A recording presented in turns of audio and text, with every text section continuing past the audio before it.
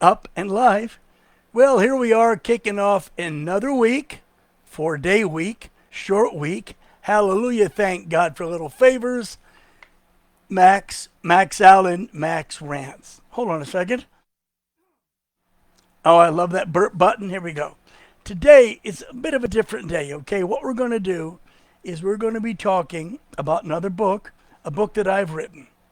Now, we just finished a book last week, and it was called The Darkening by Rob and Laura Petrie.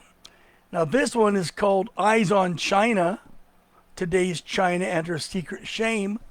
But I wrote this book. It's by Max Allen, available at Amazon in both ebook, I guess that's like a digital thing, I don't know, and paperback. Well, that's said and done.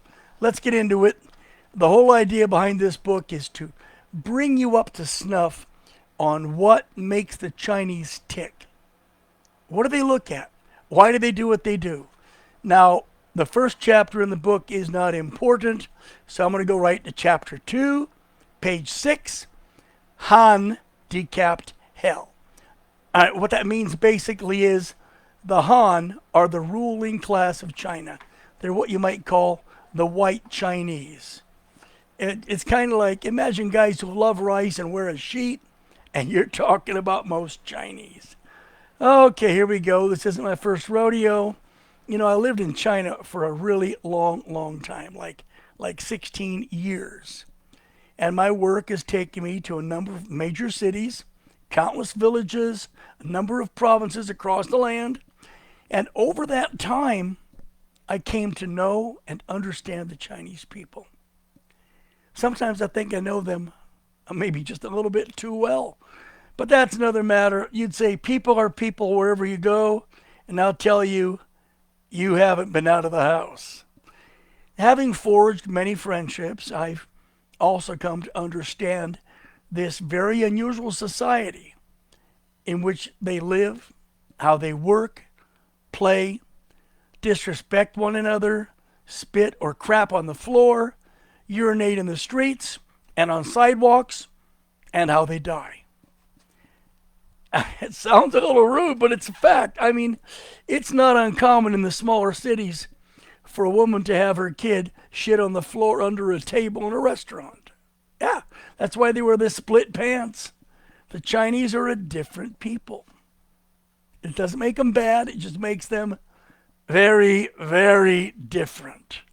Now, amid the many charms and pleasures of this homogeneous society are, as with any society, dark secrets and deeper shames. It's these secrets, it's these shames, which until now have remained mostly out of the light, comfortably relegated to their places in darkness and seclusion. One of the best kept secrets of China is just how decadent they really are. Let me grab a glass of cold water here. I love this stuff. Oh, that's good. Let's get down. All right. This book is the first in a series in which I outline some of China's secret shames, incredible shortcomings, and like I said, I shine a little bit of light into the shadows of this horribly dysfunctional and terribly disturbing Oriental society. Now understand, China's ruled by a ruthless dictator, a man named Xi Jinping, a man who was so evil, as soon as he became president, he took total command of all elements of government, never been done before, not even Mao Zedong did that, and wiped out term limits for himself so that he can be the president forever. He's already outstayed his welcome. He's already outstayed his 2 5-year terms. But the people don't seem to object by and large. You understand, this is more than just a growing political, industrial, military power, but a society completely alien to the West and totally estranged from decency and common sense.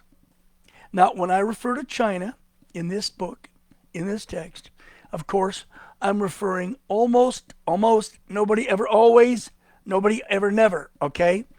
I am referring almost exclusively to the Han people of China, the white Chinese. the Communist Party, the party that governs the country.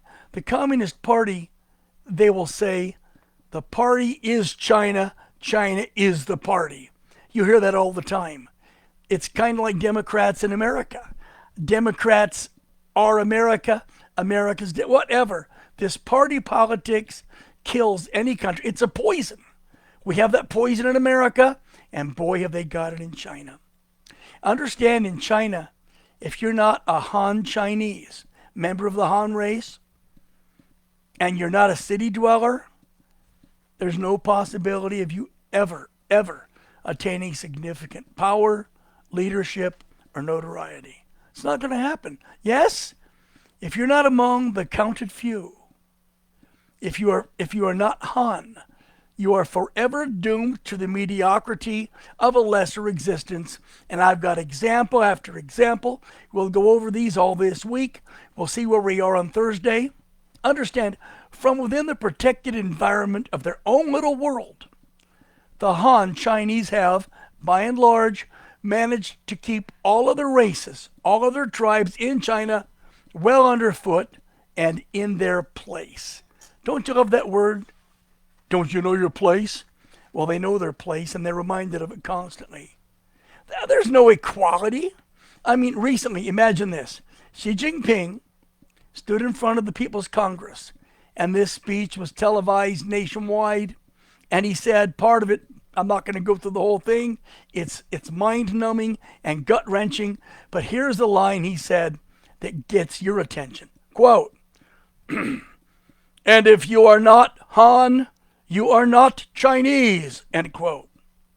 He went on to make it clear that the identities of those living among us are not the same as the true Chinese. If you are Uyghur, if you are Mandarin, any of the darker colored Chinese, by what he said, you're not really Chinese, you're just living at China's behest. And when he said this, he got a standing ovation. The crowd went nuts. They said, yeah, baby, say it like it is. Of course, the People's Congress, that's China's ruling government body, is an all Han assembly. When President Xi speaks, he really does speak for the majority. Remember that the Han people across China give almost total support and approval to the CPC, that's the Communist Party of China. You understand? The party is all they trust in. And all of your Congress people, your representatives, your village elders, hey baby, if it's a city of any size, you can bet your butt it's all white Chinese. There is no equality in China. I mean, as Chinese people become wealthier and wealthier, they have the largest and fastest growing middle class in the world. And as the middle class expands, we realize this. It's going to be Han expansion. It's not going to be any other race expansion. In China, despite this economic growth, it is still a living hell for anybody who is physically or mentally challenged in any way, and even of that race, the black race, the dark race. For the handicapped, life can be hell. We're going to talk about handicaps right now. You already know where they stand racially. Let me tell you where they stand with this horrific prejudice. For the handicapped people, it matters not which tribe they belong to. Race is no longer a consideration. Whatever your race, whatever it may be, if you're handicapped, you're equally screwed.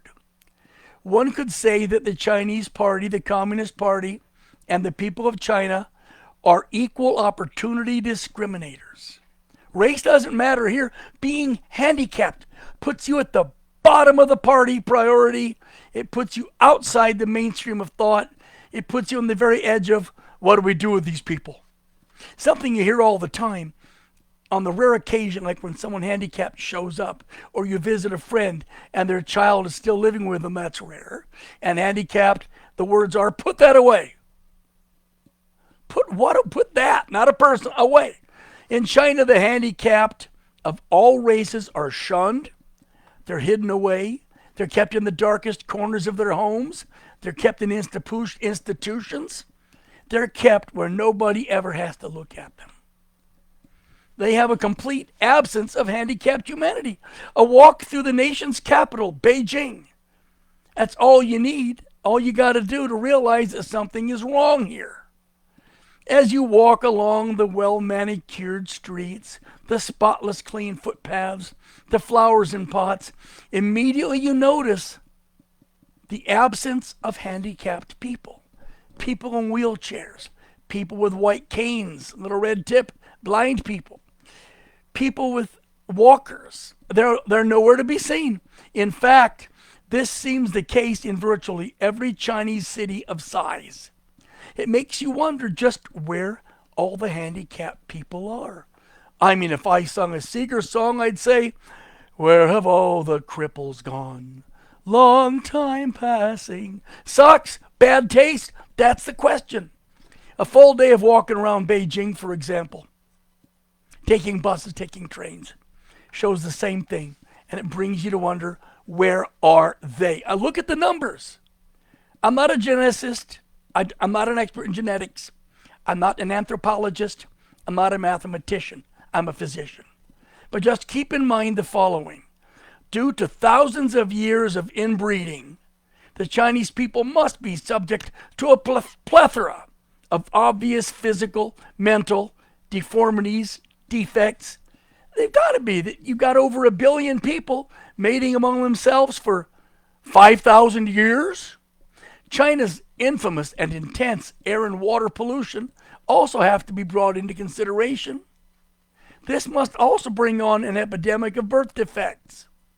Simple science tells us that the numbers of those who are handicapped in a population of well over 1 billion must be astronomical. They must be in your face, unless they really are being deliberately hidden, locked away, or worse. We'll talk about or worse in following chapters. Even without the shallow and depleted gene pool, the horrific levels of water and air pollution, you understand, the Chinese have to struggle with all of this, but surely there has to be a substantial population of physically and mentally challenged people. Even more frequently, they have more in percentage than the British royal family or Americans living in New England.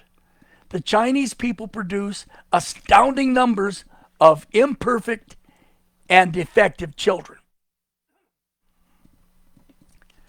I've had access to hospitals, many of them, among them maternity hospitals, private ones, public ones, and I've seen more than a readily explainable number of babies come into this world with more deformities than can be dismissed as by chance. I've seen some pretty horrific things come out of the wombs of women. Newborns so afflicted, like this, like with a third arm, or just horrible, I won't get into terrible deformity. They're a part of everyday life in the birthing wards of Chinese hospitals. You go into a birthing ward in a bigger city, you assist in delivery, say for a week, you'll have at least half a dozen or more defective children. Suffice it to say this, the handicapped are out there. I'm going to stop it here. It's upsetting me. It really is. Tomorrow we're going to talk about acute myopia. China not only being blind physically, but being blind socially. Know this and understand this. The Chinese people are what they are, and you can't just throw stones at them forever, because we've only had a couple hundred years to screw ourselves up. They've had over 5,000 years to screw themselves up, and look at what happens. We'll talk about it tomorrow. This reading was from Eyes on China by Max Allen, available at Amazon in ebook or paperback. You ought to buy one. They're cheap enough for like $8 or $9, and you get it. You can go along with me as we talk about this. Tomorrow, we'll do 6 more pages. I appreciate your patience, everybody, and thank you for listening.